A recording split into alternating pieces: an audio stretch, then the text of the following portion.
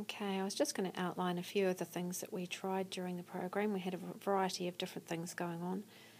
Some of the activities were done at home, such as this one, which is about word building, and it was to help the children be more familiar with, consonants going with an E, such as dice, vowel sounds, and we went on to using more than one vowel together to make a sound, just so they're getting familiar with some common spelling patterns. So several of those went home during the time, as well as things on words that sounded similar but had different meanings and where you'd use them. We also had games such as this one. These words are from a story that the children read, and it was about quick identification of these. We had closed activities where words were discussed and chosen to go into different passages. We had some that were easier and some that were harder. This one here is choosing the right pair of vowels to go in the middle of a word that goes with a picture, and that one was quite a good one. It was quite challenging. We've also got the sight word bingo, which was like a quick sort of warm-up activity, and we also had hold-away sight word cards, which the children had to read as quickly as possible, so it was instant recognition, and they had a whole lot of different sets in these to go through.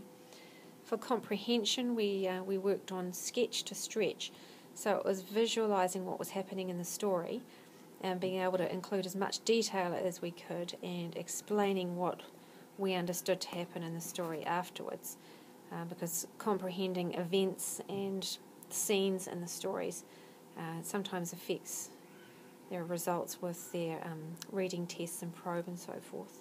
Some of the other activities I've got in the book here are the word stairs. So they're thinking about sounds in order as they're changing a vowel or a consonant and maybe creating a new word, which was sort of based on this idea here. We had the word building together, where I'm asking them to use different blends and digraphs and vowel sounds.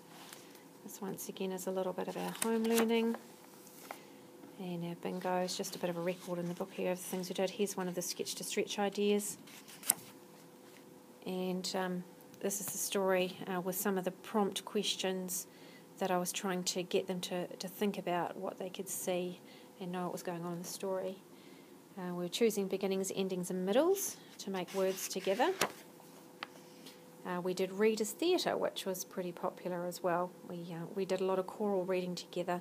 We shared out the parts, we used expression, and we worked on our fluency with that.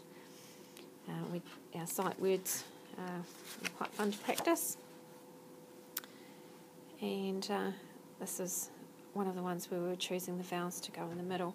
We did a little bit of stuff online. This was the spin and spell game we tried online. It was just something that we tried. And we had another game using rhyming words, beginning and ending sounds together. We were working on vowel blends, creating words that I was just asking them at the time and helping one another with that, and sorting through some words using some of these trickier sounds. So that's just a range of the activities we tried, which is covering letter sounds and also comprehension.